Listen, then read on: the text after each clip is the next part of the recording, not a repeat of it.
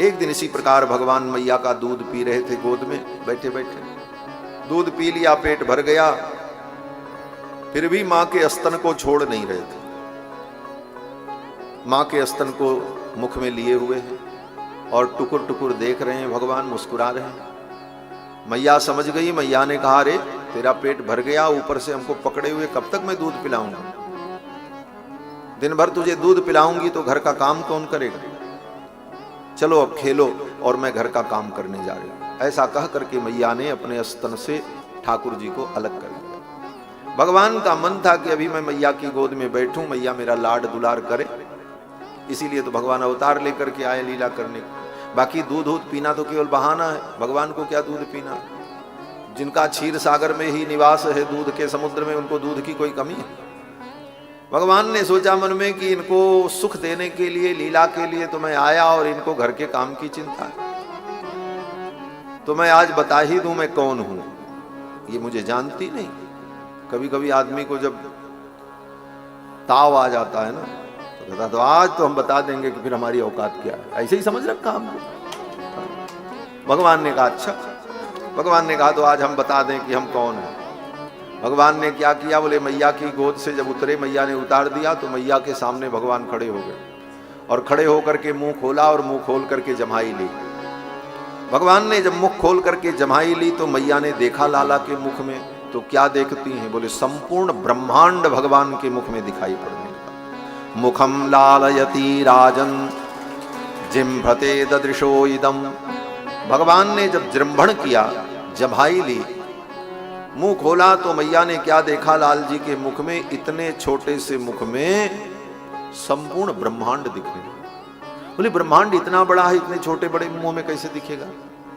अरे बोले जैसे तुम्हारा मोबाइल इतना बड़ा होता है, उसी में समुद्र और रेलगाड़ी दिखती कि नहीं दिखती? मोटर गाड़ी दिखती है, पहाड़ दिखता है, सारी दुनिया दिखती है आपके इतने बड़े मोबाइल में। इतने बड़े स्क्रीन में जब सारी दुनिया दिख सकती है आज के आदमी के द्वारा बनाए गए यंत्र में, तो ये तो भगवान है। भगवान अपने मुख के इतने बड़े स्क्रीन पर संपूर्ण ब्रह्मांड का दर्शन करा रहे हैं मैया को, तो ये कोई आश्चर्य की बात नहीं। मैया ने देखा लाल जी के मुख में क्या क्या देखा?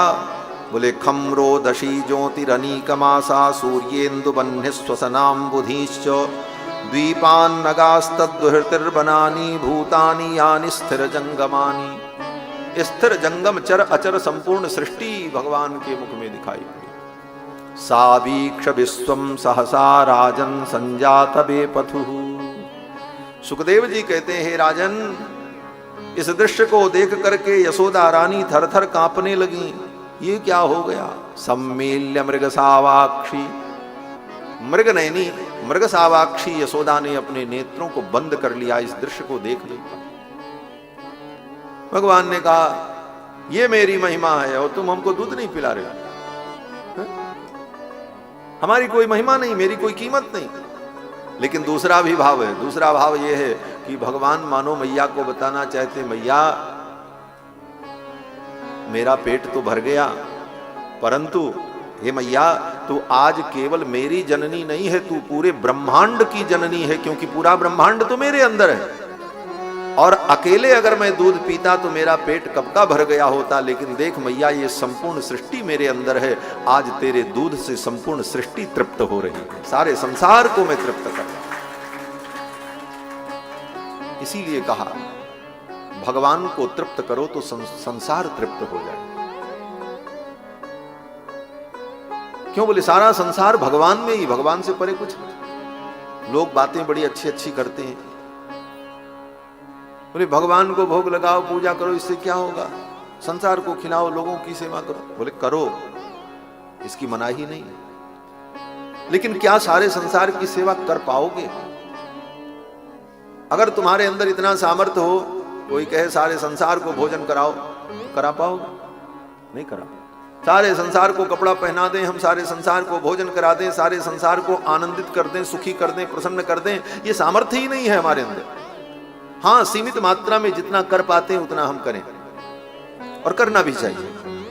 लेकिन सारे संसार को तृप्त करने का उपाय क्या है? बोले सारे संसार को तृप्त करने का यही उपाय है कि सारा संसार जिसके अंदर है वो तुमसे तृप्त हो जाए तो संसार तृप्त हो जाए, सारी दुनिया सुखी हो जाए। इसीलिए संतों ने, महात्माओं ने, महापुरुषों ने संसार को प्रसन्न और तृप्त करने के चक्कर में न पड़कर संसार जिसके अंदर है उस परमात्मा को तृप्त और प्रसन्न करने का साधन किया। ठाकुर प्रसन्न हो जाए, सब प्रसन्न हो जाए। उनके प्रसन्नता से सबकी प्रसन्नता।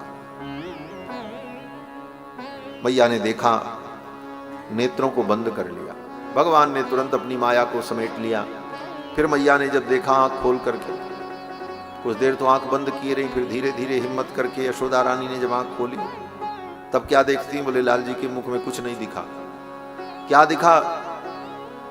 बोले जपा कुसुम के पुष्प की पंखुड़ी के समान कोमल कोमल जिह्वा ठाकुर जी की छोटी सी जीभ, और 2 दांत अभी निकले हुए, अभी दांत निकल रहे।